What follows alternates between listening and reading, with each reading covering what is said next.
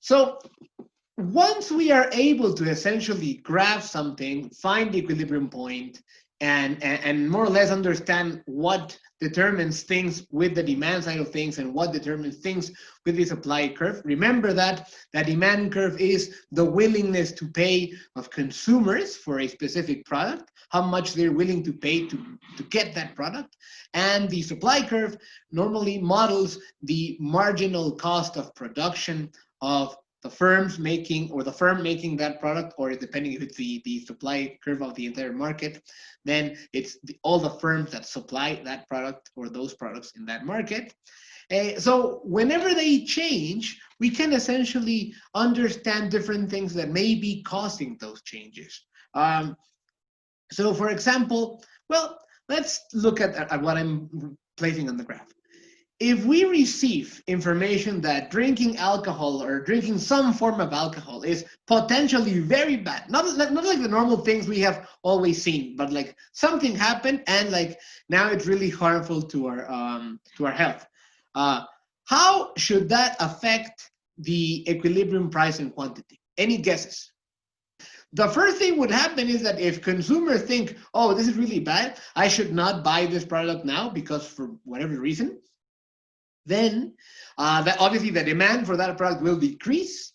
And when the demand for that product decreases, suppliers that had sent to the different stores X amount of units to be sold of those products, now they are not being sold and they start accumulating inventories. And in order to get rid of those inventories, they need to decrease the price, as both of you mentioned. And this is essentially how this looks. That is the original equilibrium point. And then when you receive this new information that makes you want to consume a product less, you have a shift of the demand that goes inwards or decreases in this way, basically. So what happens is that as the demand curve decreases, less people are willing, but the amount of money people are willing to pay for this product also decreases. And therefore, now you have a new equilibrium point. I think this is the next slide. Yes. So what happens here is that, let me draw here. The new equilibrium point is this one. This is supposed to be a circle. At this point, as you can see,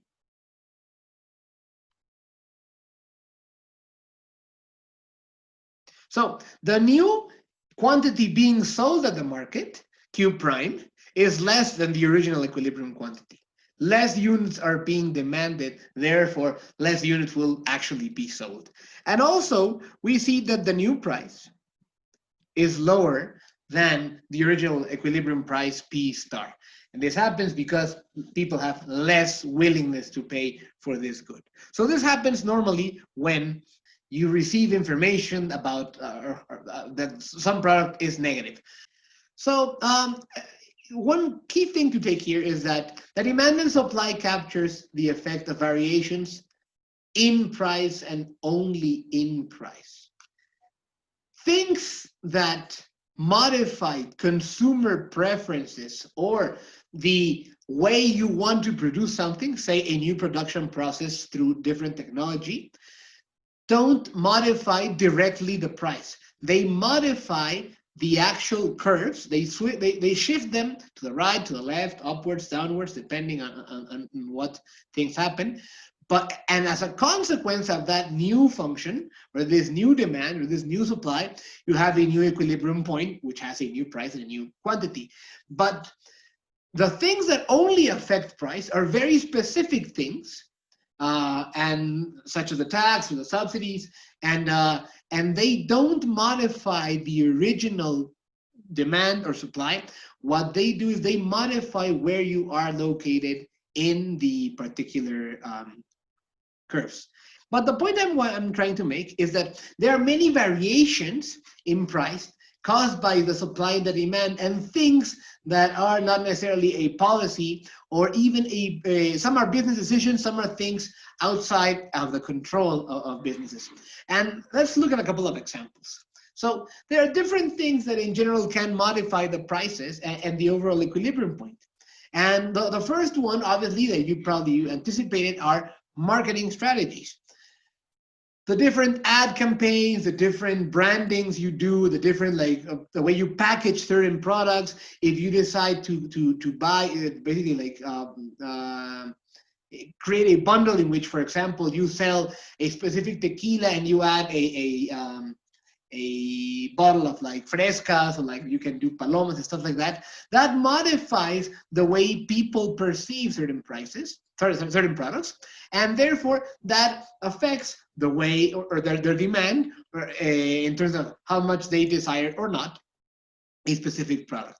And that's a little bit the job of all the marketeers. They need to find the adequate way of selling you and convincing you that a particular product is worth your money. And those things tend to modify the demand. They affect consumer preferences, and with them, the demand is altered. Then you have other things like social trends. They could be part of a marketing strategy, or they could be just something that happens. So remember, how many of you have TikTok? I remember at the beginning of the pandemic in March, when people were being locked down and they were really bored, that suddenly a bunch of people started downloading TikToks, and you would see people placing their TikTok videos on other social media platforms like Instagram or even Twitter. But that was part of a social trend. They wanted to feel in with the younger people that were the teenagers and the young 20-year-olds that were actually downloading TikTok and doing something with that app.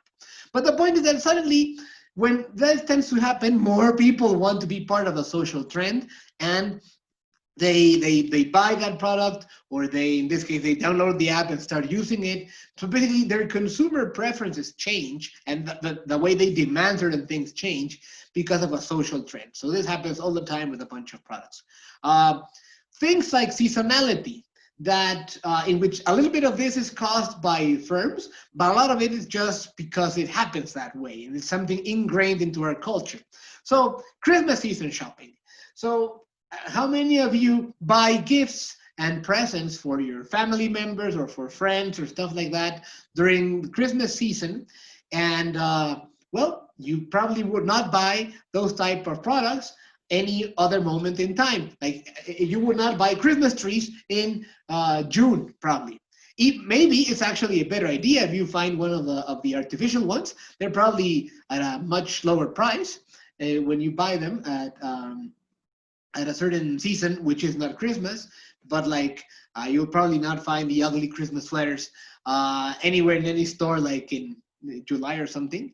But there are certain products which are only bought in certain seasons, or their primary consumption tends to be in those seasons. So whenever the season passes, the overall consumption of that decreases a lot because the demand for those things diminishes. And that could be related to clothes, that could be related to certain type of activities, like Mexican flags in September, a bunch of things that are affected just by the season. And obviously, we discussed already government interventions, like the one regarding the sodas in Oaxaca, and other things that could be like taxes, subsidies, price ceilings, which think of things like rent control and passing a law in which you technically can't, an apartment of certain size can't pay a rent above certain amount of money. That's called rent control. That is implemented in different countries. It's a very stupid idea. But what happens is that it distorts the market and it affects the overall supply. So these type of things modify the prices basically by altering the demand and the supply curve indirectly.